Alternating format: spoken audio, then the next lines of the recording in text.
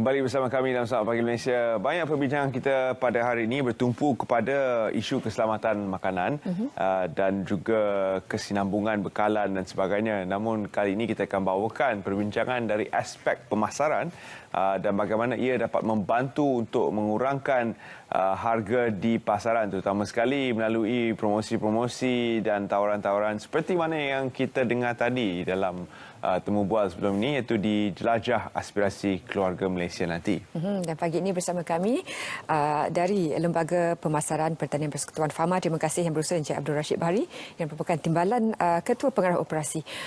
Dan ini merupakan satu isu yang sebenarnya memang hangat dibualkan sekarang, Encik Rashid. Dan pastinya bagi pihak Fama, persiapan ini ataupun persediaan ini telah dilakukan begitu lama sebenarnya. Dan bila berlaku situasi seperti ini, apa antara langkah-langkah awal oleh Fama yang dibuat untuk menangani situasi seperti ini? Ya, pertama sekali saya bagi pihak Fama mengucapkan ribuan terima kasihlah kepada RTM kerana memberi peluang kepada Fama untuk menerangkan apakah fungsi-fungsi dan peranan Fama dalam menghadapi inflasi dan juga situasi bekalan yang agak berkurangan. So dalam komponen sekuriti makanan ada 4 kuadran utamalah, iaitu availability, kesediaan, dan accessibility lah, akses kepada bekalan. Kemudian kita ada kuadran kedua, iaitu affordability, kemampuan untuk membelilah. Kemudian kita ada quality dan keselamatan untuk dimakanlah, selamat untuk dimakan. Dan ketiga adalah kelestarian sumber natural. So kalau kita menanam mesti tidak merosakkan alam sekitar lah. Yeah. Tapi dari sudut Fama, kita menjurus kepada akses kepada bekalan dan juga affordability, iaitu kemampuan untuk membeli. Jadi dalam perkara ini, Fama memang dari sudut accessibility, kita ada outlet runcit lebih daripada 2,000 outlet. Contoh dia pasar tani, lebih 270 outlet. Kita ada pasar tani kekal, lebih 40 outlet.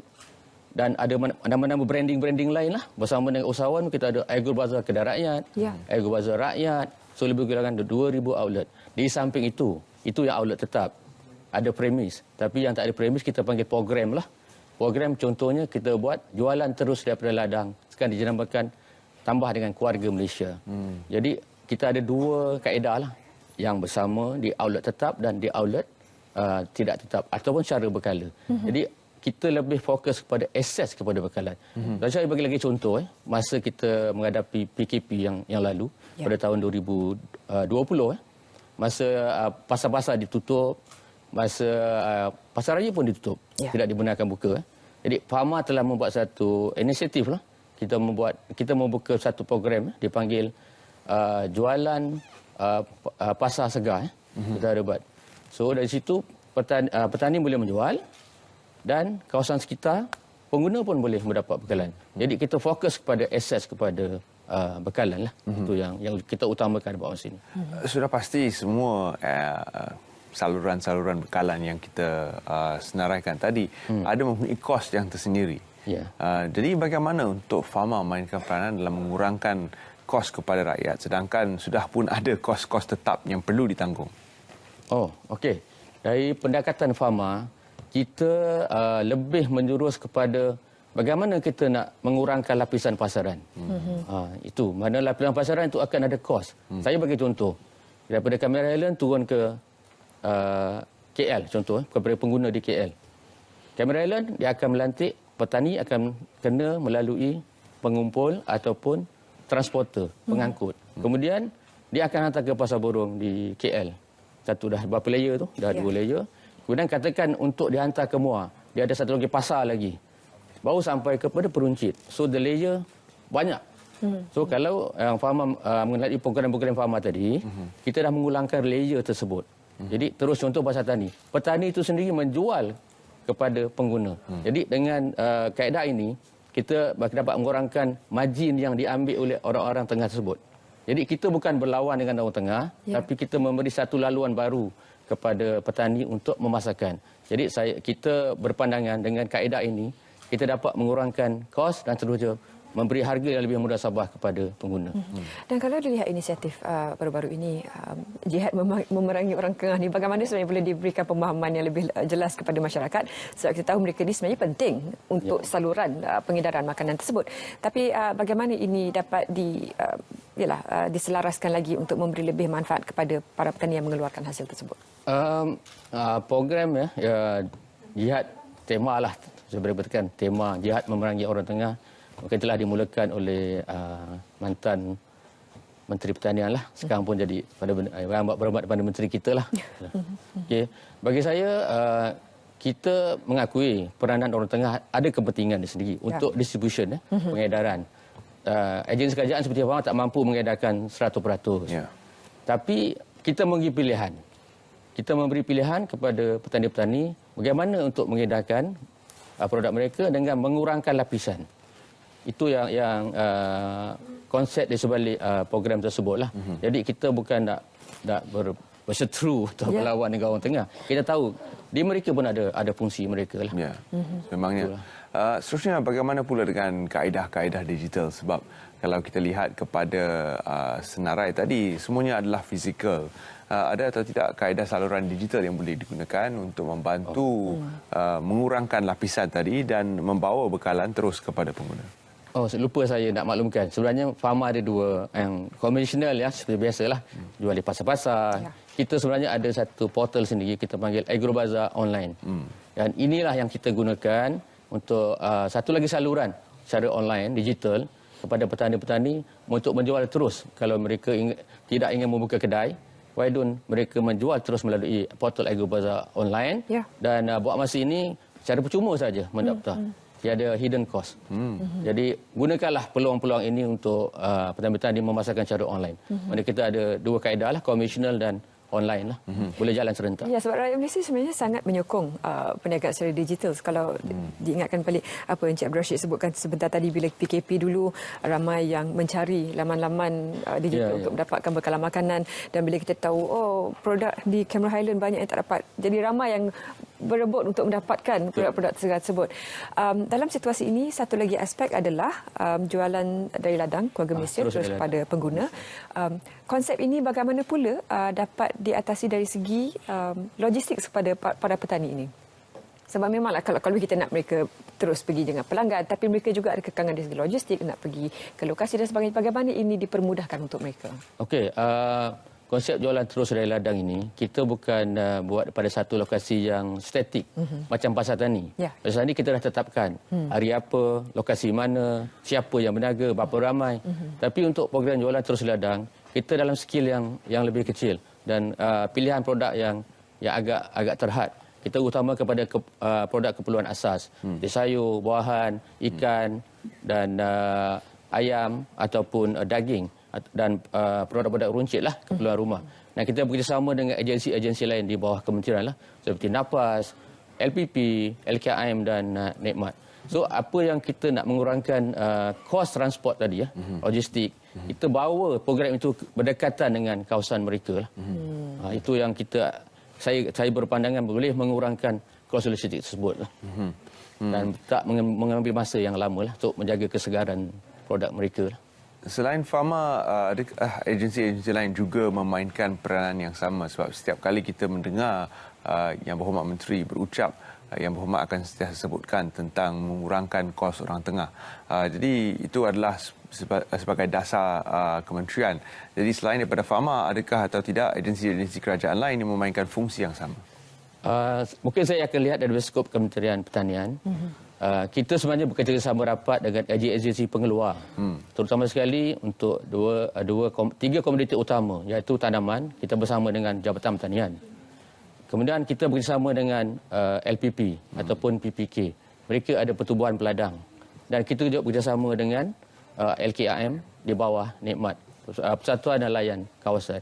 So bagi saya, mereka akan bergabung di bawah pertubuhan tersebut untuk bersama-sama dengan Farma dalam memasarkan.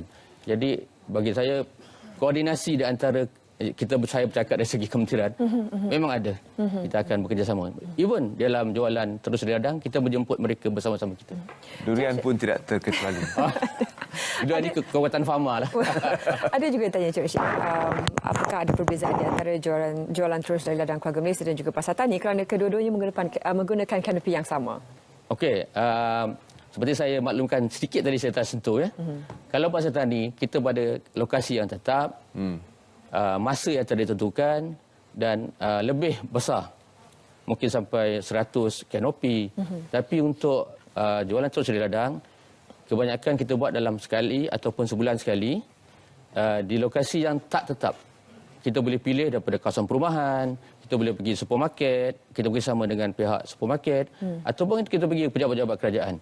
Jadi dia tak ada satu lokasi yang tetap dan kapasiti dia akan lebih kecil. Dalam 10 hingga 15 kanopi dan yang paling penting di antara perbezaan tersebut, kita bekerjasama dengan agensi-agensi di bawah kementerian. Tambahan satu lagi, dengan kerjasama dengan pemimpin kawasan, kita akan ada happy hour lah kita panggil. Dan kita akan buat satu jualan yang murah sebab kita dapat sedikit sumbangan untuk mengurangkan harga lah. Itu yang kita masukkan. Jadi adalah menarik sekali kerana kita lihat bahawa banyak sebenarnya fungsi yang terus dimainkan oleh Fama dalam membantu rakyat mendapat akses kepada bekalan makanan, terutama sekali kepada mereka yang mungkin berada jauh daripada kawasan-kawasan perindustrian, kawasan-kawasan bandar. Fama dapat mengurangkan jarak untuk anda melalui pelbagai skim dan juga melalui pelbagai saluran. Seterusnya untuk melihat kepada keberkesanan apa yang dimainkan oleh Fama, peranannya, bagaimana ia diukur oleh pihak Fama itu sendiri? Okey, untuk jualan terus daripada ladang, kita mensasarkan pada tahun ini sebanyak 840 kali lah di seluruh negara. Dan kita mensasarkan jualan lebih kurang 10.5 juta. Untuk tempoh daripada Jun sehingga 17 hari bulan, kita telah mendapat jualan lebih kurang 5.7 juta dengan bilangan penganjuran lebih kurang 419, lebih kurang separuh dah kita capai lah. Ya. Dan bagi pihak Fama, sasaran yang telah kita tetapkan hampir tercapai lah untuk tempoh masa inilah. Dan kita harap juga ada lagi some fund daripada kerajaan atau dari mana-mana, kita akan tambah lagi bilangan penganjuran. Tapi dalam masa yang sama, kita pun sedar dan kita akan bekerjasama dengan arahan-arahan terbaru. Contohnya seperti yang telah dimaklumkan oleh Yang Amat Berhormat Tan Sri Anwar Musa semalam di Parlimen. Semua kementerian akan bekerjasama dalam, kita panggil satu tema jualan. Jualan lebih murah keluarga Malaysia. Kita menyedari. Jadi satu penyelarasan akan dibuatlah di antara kementerian. Saya difahamkan pada hari ini di Parlimen juga akan dikerusikan oleh Tan Sri. Bagaimana lagi boleh diperhebatkan fungsi Fama untuk membantu para petani ini yang terlibat dengan jualan terus dari ladang keluarga Malaysia supaya kehadiran mereka di persada digital itu lebih hebat lagi? Okey. Memang kita pada mulanya kita akan menghadapi mungkin kurang sambutan untuk mereka petani-petani bergabung di dalam digital Fama lah, maksud saya Agrobazar online. Tapi melalui kursus-kursus pendekatan kita menemui direct kepada petani, kita dapati bilangan mereka semakin ramai. Terutama sekali sewaktu PKP. Kita dapati jualan kita di Agrobazar, portal Agrobazar online telah meningkat lebih 200% pada masa tersebut. Kita jadi petani-petani mengakui mereka perlu saluran digital supaya pemasaran mereka akan lebih hebat di masa hadapan lah. Mereka tak boleh ketinggalan. Yang ini mereka memang tidak boleh ketinggalan. Baru-baru ini ada banyak galakan yang diberikan oleh pihak kerajaan. Sebagai contoh, 500 juta dana diperuntukkan oleh Bank Negara Malaysia untuk membantu menambahkan lagi jumlah bilangan penggiat dalam industri makanan ini. Jadi bagaimana untuk mereka yang baru saja berjinak dalam industri makanan ini untuk berhubung dengan pihak Fama bagi mendapatkan akses kepada pasar tani, Agrobazar dan juga Agrobazar dalam talian yang kita bincangkan tadi? Okey, terima kasih. Pihak Fama melalui portal atau laman web Fama boleh mendaftar direct terus melalui laman tersebut, kita boleh membuat pilihan. Apakah perkhidmatan pemasaran dia perlukan daripada Fama? Sama ada nak berdaftar dalam Pasar Tani kekal ataupun dalam portal Agribazar online. Jadi kita melalui laman rasmi Fama lah. Kita akan boleh melalui pemilihan-pemilihan perkhidmatan yang diperlukan lah. Agak di hujung jari saja. Sedikit info kalau kita boleh tanyakan tentang kontrak ladang, juga persefahaman ini. Bagaimana ia memberi manfaat kepada siapa? Okey, kontrak ladang sebenarnya kita ada FA, Forward Agreement. Satu perjanjian bertulis di antara petani dengan pemasar. Okey. Dan perjanjian ini sama ada Fama sendiri yang akan terlibat ataupun di antara petani dengan pemasar swasta. Mana B2B lah. Dan mereka menjamin melalui kontrak tersebut, produk-produk yang dijual akan dibeli oleh pemasar tersebut. Sama ada Fama ataupun saya kata tadi, pihak swasta. Jadi satu jaminan, ikatan jaminan telah dibuat lah. Mana petani tidak terlalu risau apabila produk mereka dijual, tiada pasaran ataupun menghadapi masalah harga. Perundingan harga boleh dibuat pada awal perjanjian ataupun pada harga semasa. Jadi menjamin dari segi pemasaran kepada petani. Dan ditambah kalau petani menyertai program ladang kontrak tersebut, kita ada satu program kita panggil harga lantai. Jadi kalau harga di bawah harga kos, kita akan membeli di atas harga kos. Jadi satu kebaikan lah join program kita ladang kontrak. Memangnya jaminan yang begitu dinantikan oleh para penternak, peladang dan juga mereka yang bergiat dalam industri makanan namanya. Itu adalah saluran yang sentiasa menanti anda melalui Fama, agensi kerajaan yang bertujuan untuk mengurangkan kos kepada pengguna, membantu melestarikan industri makanan. Terima kasih kita ucapkan kepada pihak Fama kerana sudi bersama kami dalam Saat Pagi Malaysia untuk membincangkan isu ini yang sedang sebenarnya hangat di pasaran. Dan untuk acara yang nak berlangsung tidak lama lagi ni, tumpuan warga masyarakat ramai yang menanti-nantikan setiap tahun yang akan membanjiri lokasi yang memang dah assign dekat tempat itu juga. Saya ingin menjemput mungkin promo sikit, 1 minit. Promo banyak pun tak. Untuk program yang kita nanti-nantikan setiap 2 tahunan lah, yang telah kita tangguhkan pada tahun 2020 lah. Last kali Maha dibuat pada tahun 2018. So kita akan adakan balik because of PKP lah. So kita adakan balik pada tahun ini pada 4 hingga 14 Ogos. Kita exactly saya rasa 2 minggu lagi daripada sekarang lah. So saya bagi pihak Fama dan pihak kementerian menyemangat-ala-alakan lah dan menjemput semua rakyat Malaysia bersama-sama memeriahkan penganjuran Maha lah pada kali ini, iaitu Maha 2022. So jom ke Maha 2022. Wow, ini memang semangat sebab 2 tahun kita menanti Maha. Jadi kita bersemangat semula untuk mengalu-alukan anda bersama-sama dalam satu agenda yang sebenarnya popular. Ratusan ribuan rakyat Malaysia pernah menerima manfaat daripada Maha. Terima kasih Encik Rashid kerana sudi bersama kami pagi ini, dan sebenarnya satu peluang yang sangat penting kepada terutamanya pihak SME ataupun PKS yang terutama juga kepada mereka terlibat dalam secara peniaga mikro, kerana ini merupakan satu hub untuk networking, untuk melihat apa yang ada di pasaran, untuk mempelajari lebih lanjut dari segi pemasaran produk anda. Jadi 4 hingga 14 Ogos 2022 nanti.